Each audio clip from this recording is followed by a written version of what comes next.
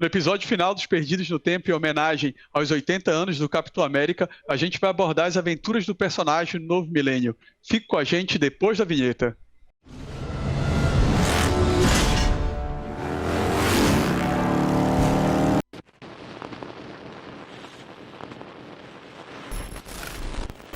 Fala, perdidos e perdidas!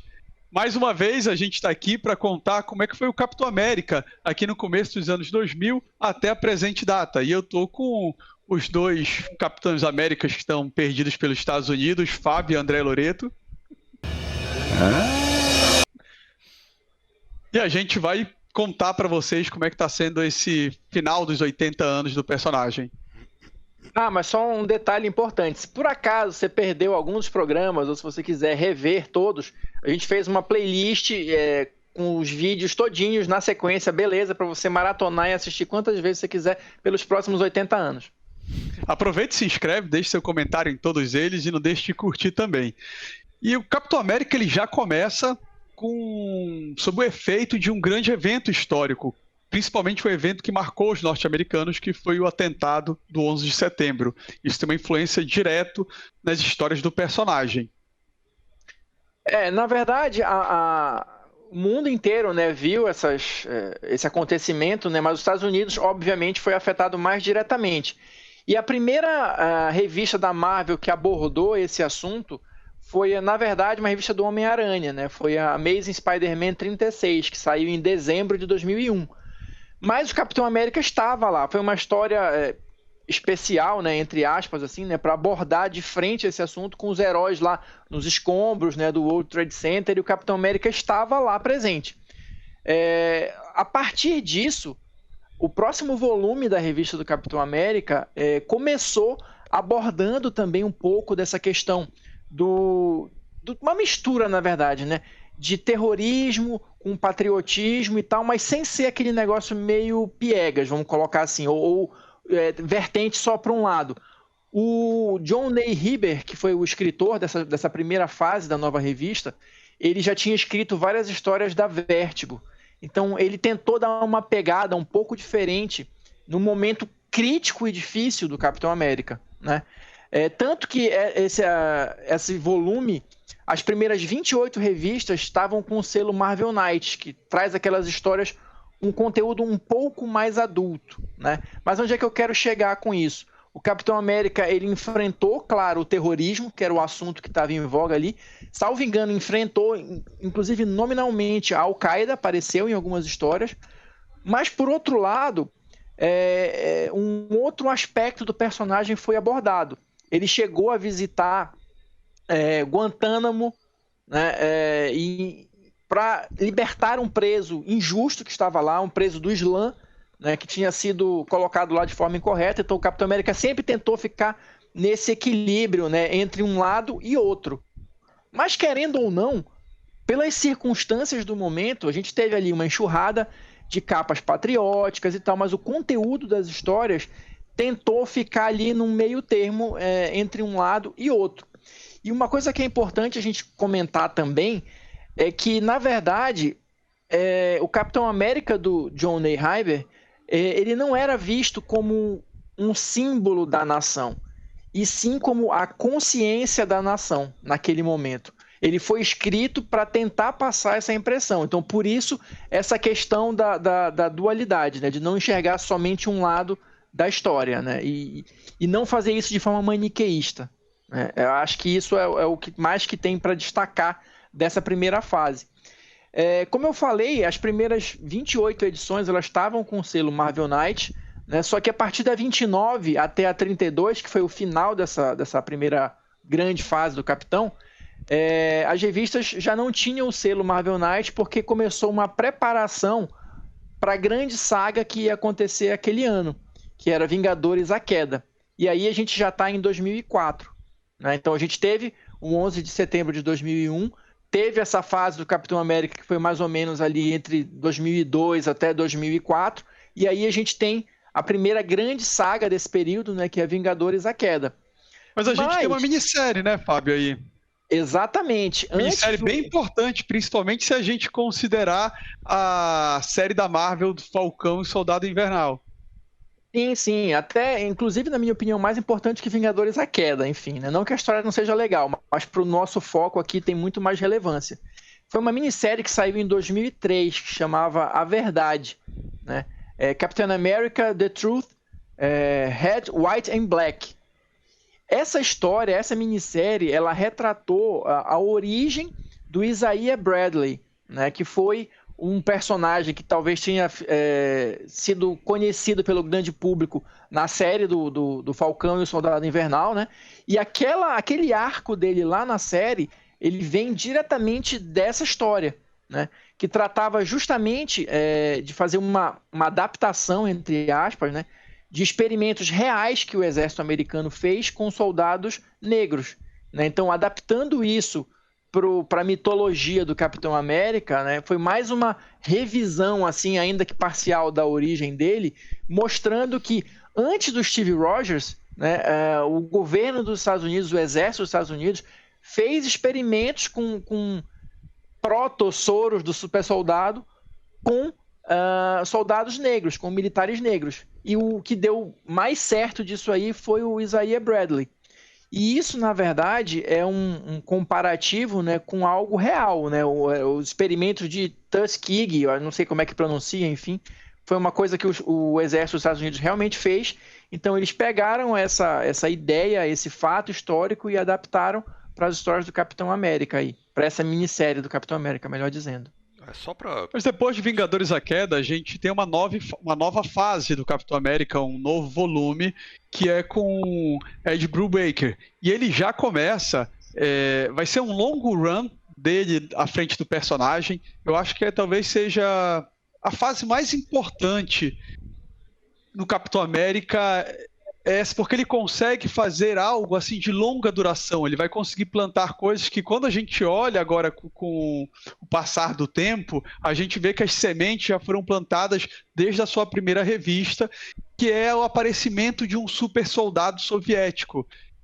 Ele, cara, eu acho que não é só um legado para o Capitão América, é um legado inclusive para a Marvel, que ele traz de volta o Bucky Barnes como soldado invernal. O Brubaker, na verdade, ele ficou ali várias edições, né? O primeiro período dele foi ali mais ou menos até 2009, depois ele ainda teve mais algumas edições, então foi um período longo, né? A gente tem aí destacando nessa fase, né, como tu falaste, o retorno do Bucky Barnes, né? Primeiro como soldado invernal, né? Depois toda aquela saga para ele recuperar a memória, a autonomia, enfim, etc. Fábio, deixa eu só fazer um adendo rapidinho aqui. Vocês vão escutar agora muitas vezes essa palavrinha, cubo cósmico.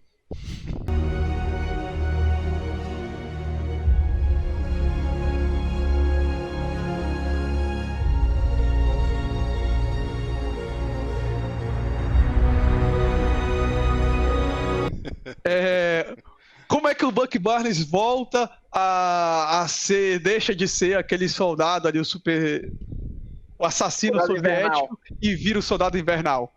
Com o cubo cósmico, o Capitão América consegue recuperar e zerar ele desse estado, né, que os soviéticos colocaram. Mais pra frente vocês vão ouvir falar muito do cubo cósmico. Mas enfim, enquanto as coisas ainda estão nos eixos, mais ou menos, né? A gente tem o retorno do Bucky Barnes, a gente tem edições comemorativas, né? Então, depois do número 50 do Ed Brubaker, teve uma edição especial 600, número 600, né? Que é contando todas as revistas do Capitão América publicadas desde 1941. Né? E depois desses 600...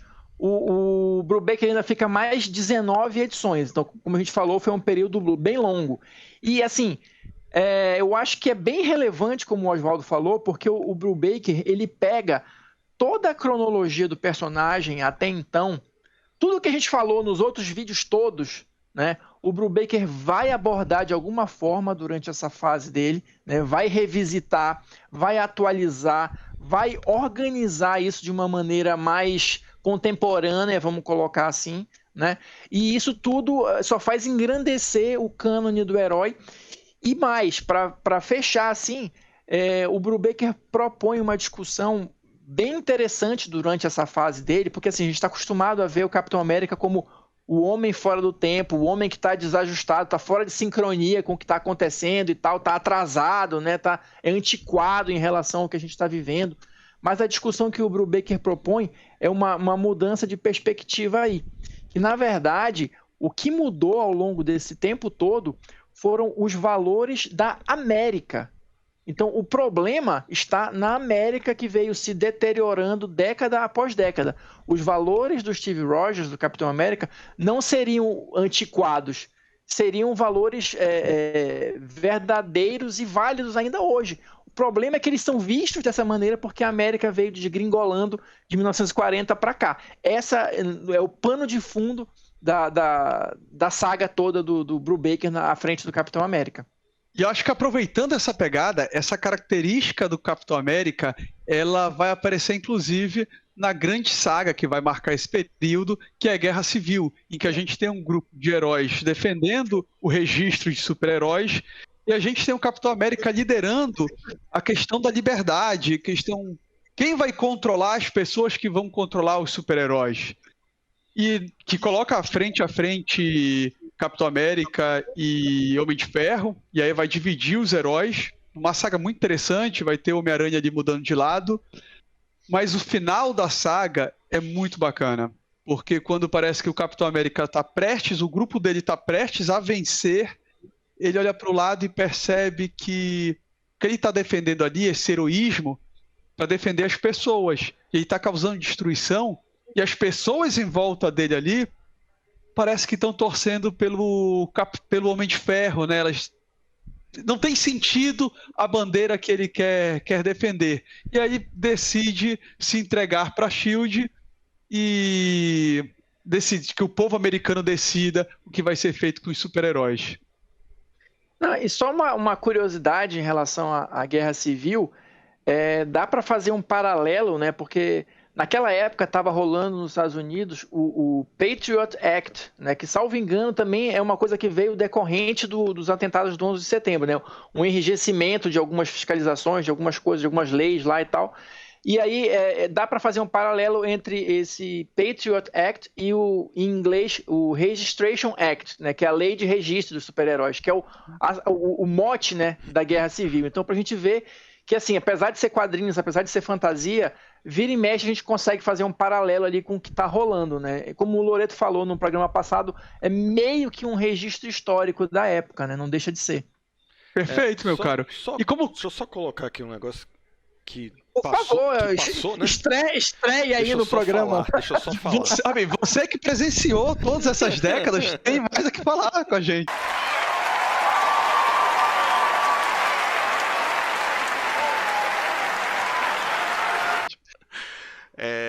Essa revista, cara, a primeira revista eles falaram lá do 11 de setembro, cara, eu li na época, né, comprei na época, eu li, ela é extremamente bonita, cara, essa revista. Não sei se vocês leram, né, eu imagino que sim também, mas ela é muito emocionante, cara, muito emocionante, muito bonita, muito bem feita, e não tem, assim, aquela coisa os Estados Unidos e tal, sabe? Não, ali são pessoas que morreram. E ele retrata bem isso, né? Esse lado humano e tal. E se eu não me engano, termina, né, com a bandeira meio rasgada nos escombros. Já não lembro como termina. Aí também não lembro, Lourenço. Que é muito forte, cara, quando tu vê esse troço, sabe? É muito bacana. E fica mais uma vez, né? Esse negócio que você acabou de falar, né? Como o Fábio sempre fala, aproveitando este gancho, né? Que é um registro do que foi vivido, né?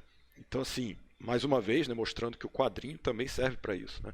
Para mostrar realmente o momento que as pessoas estavam vivendo, o momento que os Estados Unidos estava passando, né? E acabou que o mundo também passou, né? Porque causou uma insegurança muito grande, né? Resvalou em tudo que é canto, né? Você lembra o que você estava fazendo no 11 de setembro, Jota? Exatamente. Você lembra, não lembra? Todo mundo lembra, cara. Então, assim, eu sempre brinco com isso, né, Loreto, que para mim forte, cara. O evento histórico que mais marcou foi o 11 de setembro, porque eu lembro exatamente o que eu estava fazendo quando aparece o atentado. Também. Né? E só como registro também, eu acredito que esse milênio do Capitão que a gente está falando agora é a melhor fase do Capitão. Não, né, acho que é quando o personagem está mais maduro, quando o cara consegue realmente passar o que é o Capitão América, né? Ele não é um símbolo, né? Ele é uma consciência, né? Uma ideia e tal. Então, eu acho que é nesse milênio, né? Nessa fase que realmente o cara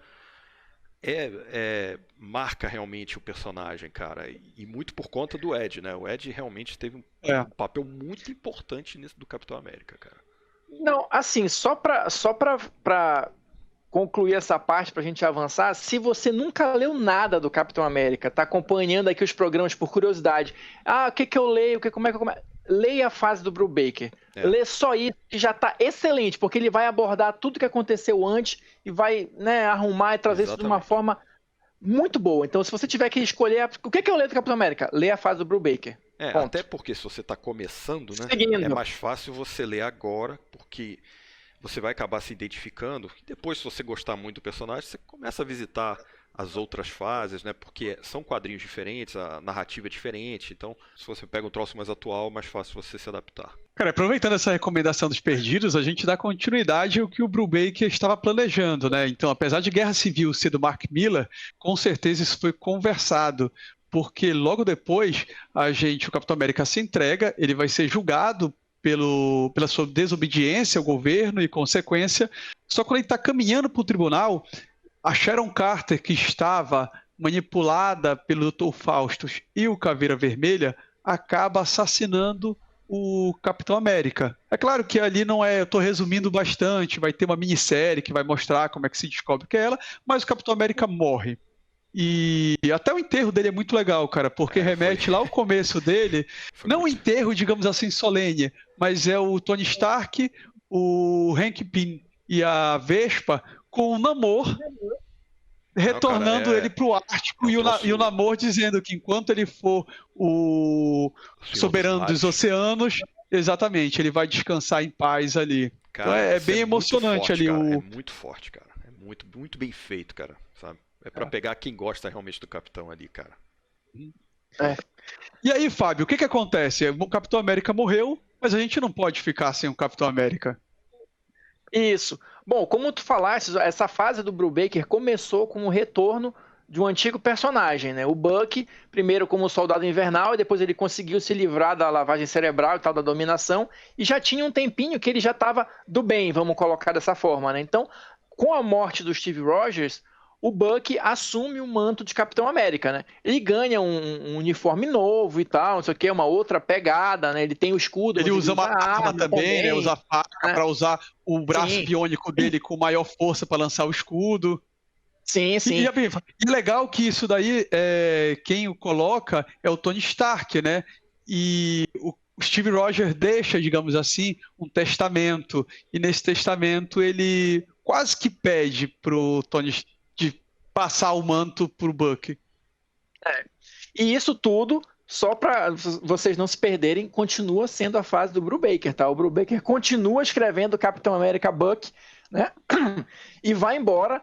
Só que, claro, a gente sabe que morte nos quadrinhos nunca é eterna. Então, em 2009, o Steve Rogers volta à vida. A gente não vai entrar muito em detalhes aqui das coisas, enfim, porque tem bastante coisa para comentar, e quadrinhos são aquela reviravolta, mas em 2009 o Steve Rogers volta à vida. Só que ele não chega lá e aí, me dá aqui meu escudo.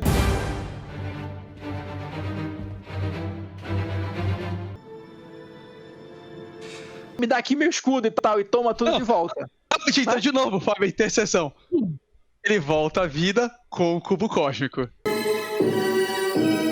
O Bucky usa, tem todo o massacre, como o Fábio falou, a gente não vai entrar, mas no final o Bucky, Capitão América, pega o cubo cósmico e pede para trazer o amigo dele de volta, o grande amigo, e a gente tem o retorno do Capitão América, que é como o Fábio vai falar. Pois é, aí ele retorna, mas ele não vai assumir de novo o papel de Capitão América, né? Ele cria um novo uniforme, passa a atender só pelo nome de Capitão, né? O Capitão Steve Rogers, uma coisa assim. Ele vira diretor da SHIELD, Fábio. Ele vai ser diretor da SHIELD, exatamente. Ele vai ser diretor da SHIELD. E o próximo grande evento envolvendo o Steve Rogers vem em 2010, no ano seguinte, né? Que estava rolando a saga na Marvel chamada O Cerco. E a missão do Steve Rogers, desde que ele voltou, era tipo consertar tudo que estava errado, porque nessa época o Norman Osborn estava em alta, né? Ele estava com tinha uma super equipe, tinha criado uma versão da SHIELD que era o Hammer, não é isso? Isso. E a missão do Steve era justamente acabar com a farra do Norman Osborn. Então, esse período aí, desde 2009 até 2010 com o Cerco, é essa missão do Rogers, né?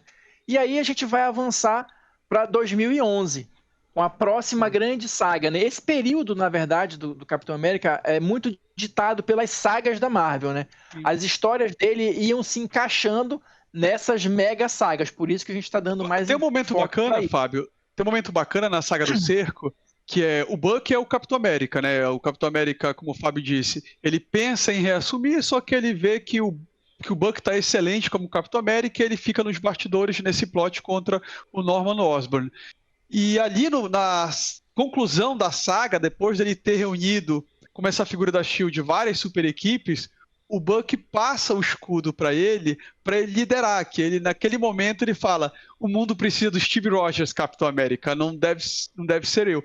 Só que ele não assume o manto, ele só lidera naquele momento contra o Cerco. Ele só vai assumir, voltar a ser o Capitão América em 2011, na próxima saga, que é a Essência do Medo.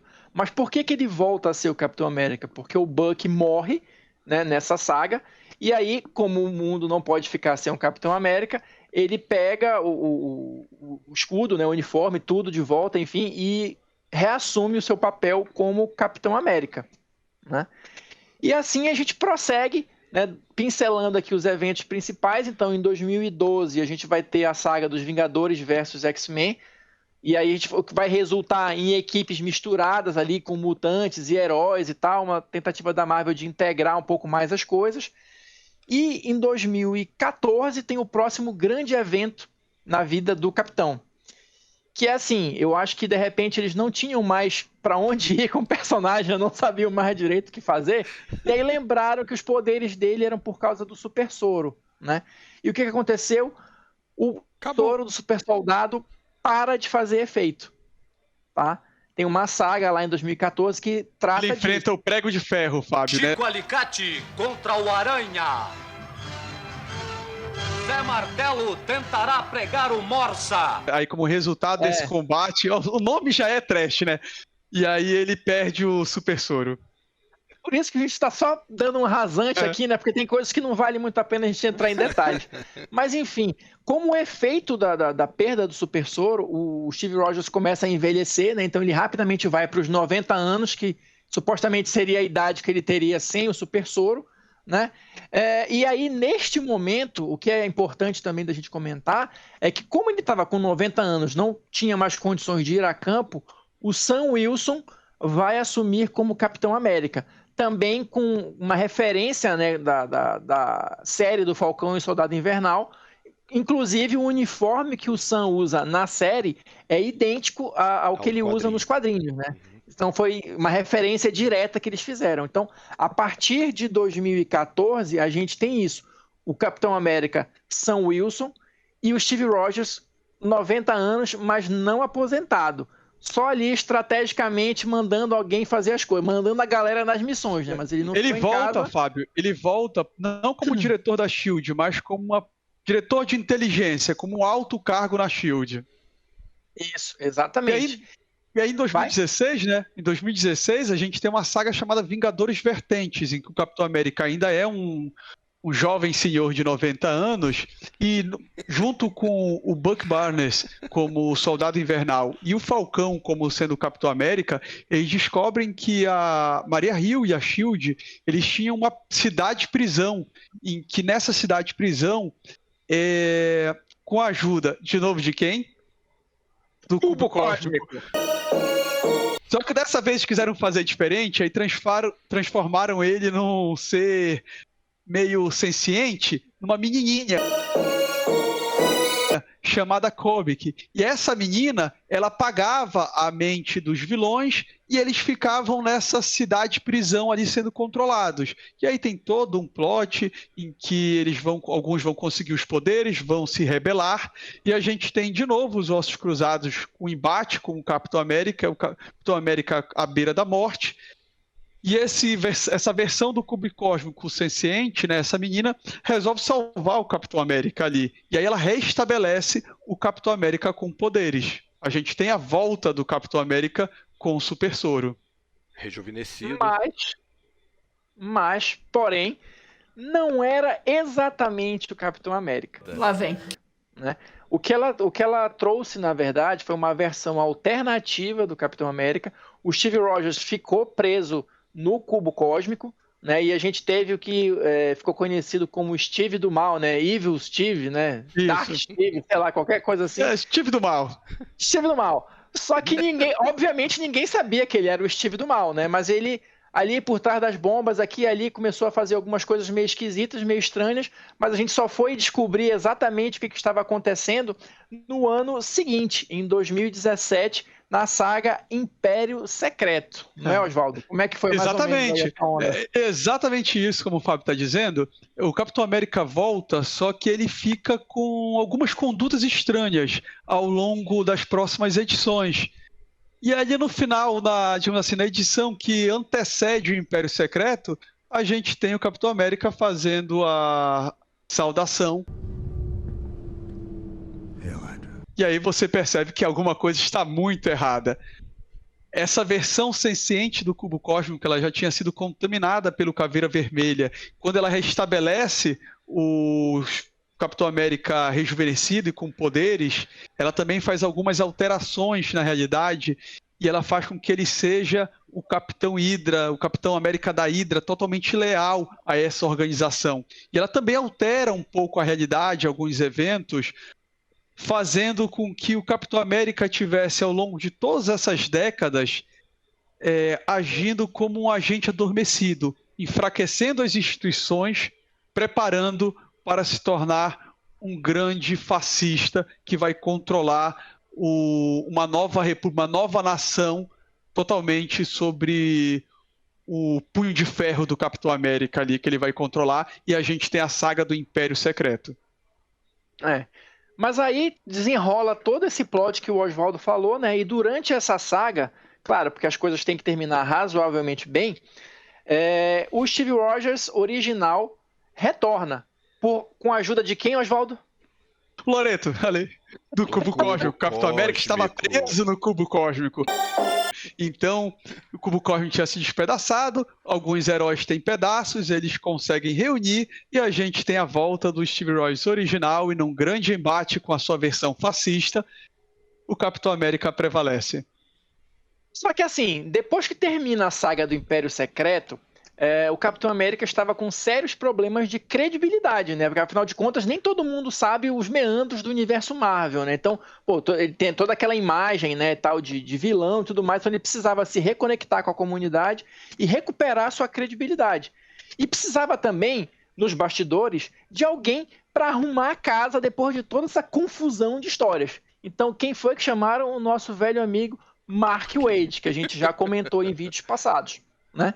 E aí a revista do Capitão América foi renumerada mais uma vez. O Mark Waid começou no que seria a edição 695, considerando todas as já publicadas, e ficou até a 704, para arrumar a casa ali e dar um novo direcionamento para o Capitão América. Né? E depois dele, já agora em 2018, quem assumiu a revista foi o Ta-Nehisi Coates, que talvez quem é fã do Pantera Negra conheça, porque ele passou um bom período escrevendo as histórias do Pantera Negra, foram histórias que fizeram muito sucesso de crítica e público, né? E o Coates, na verdade, ele é jornalista, ele é autor, e ele costuma dar uma pegada um pouco mais política e provocativa nas histórias dele, pelo menos nas do Pantera Negra foram assim, né? No Capitão América ele está desde 2018, desenvolvendo o trabalho dele, mas em termos de grandes sagas, a gente ainda não teve algo nessa pegada mais política que eu estou comentando aqui, né? Mas não se sabe o que ele tem guardado aí, né, na manga para os próximos anos, né? E para a gente fechar, chegamos em 2021, uns 80 anos do Capitão América, e nos Estados Unidos está rolando agora, neste momento, várias histórias, várias edições comemorativas desses 80 anos. numa saga que é conhecida como The United States of Captain America. Né, Oswaldo? Exatamente, tá meu cara. Agora saiu a primeira edição, a gente está gravando esse programa, deve estar para sair a segunda. O que consiste essa homenagem da Marvel? O escudo do Capitão América ele é perdido. E aí o Steve Rogers se junta com as outras 3 versões do Capitão América, que é o Sam Wilson, o Buck Barnes e o John Walker, que a gente também viu na série, que já usou o uniforme do Capitão América. Então eles 4 vão percorrer os Estados Unidos em busca do escudo. E eles descobrem que o mito do Capitão América está inspirando heróis locais, heróis que defendem a sua pequena comunidade. E a gente vai ter, digamos assim, 5 exemplos desses heróis que vão formar como se fosse uma network, uma rede do símbolo do Capitão América protegendo a América. E é bom que a Marvel vai poder inovar, não só no design, mas em conceitos de personagens, trazer novos heróis. Sim, ela tá apostando muito na questão da diversidade também, né? Falar com um público mais jovem, né? E falar com um público mais diverso. Então a gente tem aí diversas minorias, entre aspas, né? Representadas nesses novos personagens. A gente tem um Capitão América que é indígena, a gente tem um Capitão América da comunidade LGBTQI+, a gente tem um Capitão América negro, uma mulher negra. Negra e mulher, né, na verdade, né? A gente tem um militar também, né, que acho que é protetor dos soldados e tal. Isso. E tem mais um que eu não tô lembrando agora. Tem uma outra mulher, enfim, mas como a gente ainda não viu a revista, eu não sei te dizer qual é a pegada dela, mas tem mais uma outra mulher. Porque a saga ainda tá rolando lá nos Estados Unidos, né? Mas a gente já sabe que tem esse vertente aí da diversidade, o que é muito positivo. E assim, renova o personagem, né? Renova o interesse pelo personagem, abre um novo leque de histórias aí, preparando para os próximos, sei lá, 80, 100 anos, sei lá. E o mais legal, né? Cria novos personagens. A partir do mito do Capitão América, você vai poder criar novos personagens que depois vão seguir seus próprios caminhos. Isso em 2021. Então a gente está encerrando aqui a saga do Capitão América nos quadrinhos. Mas como todo final de episódio, a gente não pode deixar de ser, a Marvel sempre tenta... Vamos emplacar o Capitão América em alguma bomba na televisão. Vai que agora vai. E aí, Loreto, o que foi que eles fizeram em 2011? Cara, só que não foi na TV, né, cara? Os caras, dessa vez, eles acertaram a mão, cara. Dessa vez, os caras conseguiram fazer o troço direito, né? E fizeram, em 2011, o primeiro Vingador.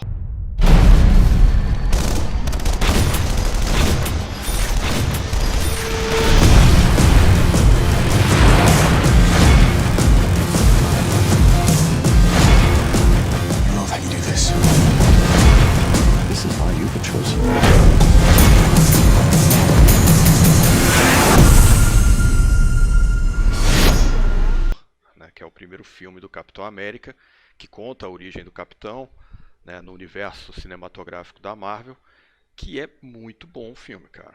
O filme é bom, cara. Não é sensacional, mas é um filme muito bom. É o Capitão, você identifica o Capitão América, né?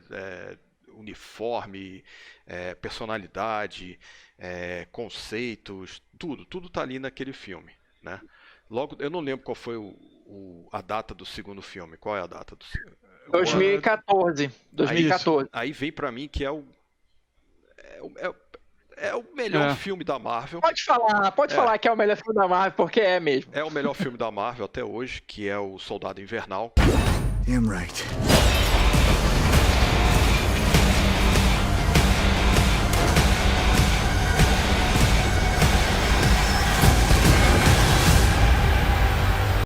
Cara, isso aí eles acertaram em cheio, cara. Muito, né, cara? É um filme de aventura que, por um acaso, tem super-heróis, sacou? Ali. É muito bem feito. E depois tem o Guerra Civil, que é bom, mas... 2016, né, eles vêm com Guerra Civil. E a gente já tem todas as participações do Capitão América nos filmes dos Vingadores, né? Além dos Vingadores. Até as 2 cenas memoráveis dos Vingadores Ultimato. A primeira é ele carregando o escudo e o Mjolnir.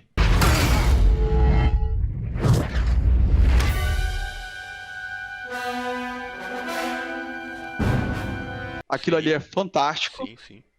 E a outra é On Your Avante. Left, Captain. On your left.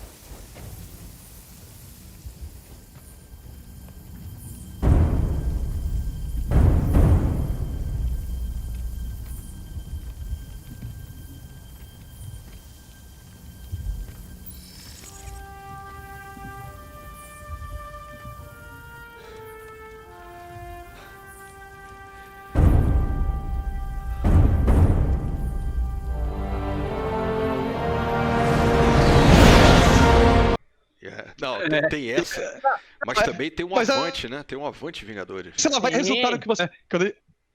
E aí eles começam a aparecer, e aí ele fala finalmente Avante Vingadores.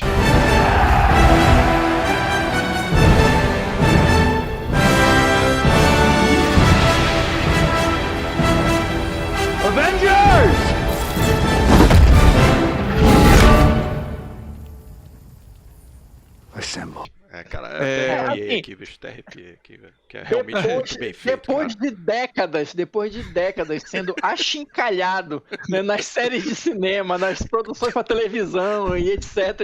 Inimigos italianos, tendo motoca, rodando os Estados Unidos em van.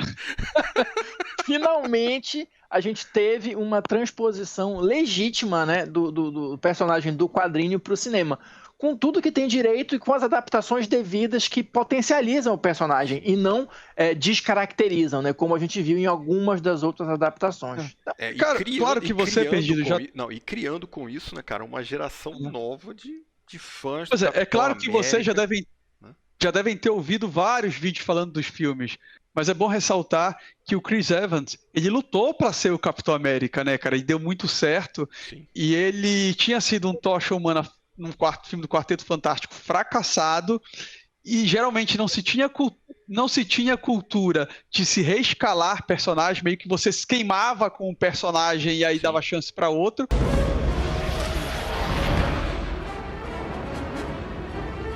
Oh no. We gotta get out of here. I got an idea. Don't even think about it. Never do. Só que ele conseguiu, tipo assim, dentro da própria Marvel, eu vou ser o Capitão América e, cara, que sucesso que fez. Como era realmente pra ser ele. Né? E o negócio foi tão bom, cara, que já gerou, né, a série do Falcão com o Soldado Invernal, né, cara? Tão bem feito que foi É um negócio. legado, né? É um legado. É um legado. Exatamente. A gente espera que vocês tenham curtido, né, esse formato, essa abordagem. Qualquer coisa, deixem aí nos comentários o que vocês gostaram, o que vocês não gostaram, enfim. Porque tem, né, muita coisa pra gente comentar dos quadrinhos, a gente precisa saber o que vocês estão a fim de ver. E a gente termina esse programa com o Capitão América finalmente descansando e tendo a sua eterna dança com a Peggy Carter, que nesses 80 anos realmente o herói representa muito, não só para os Estados Unidos, para a cultura dos quadrinhos, mas eu acho que para os super-heróis de modo geral.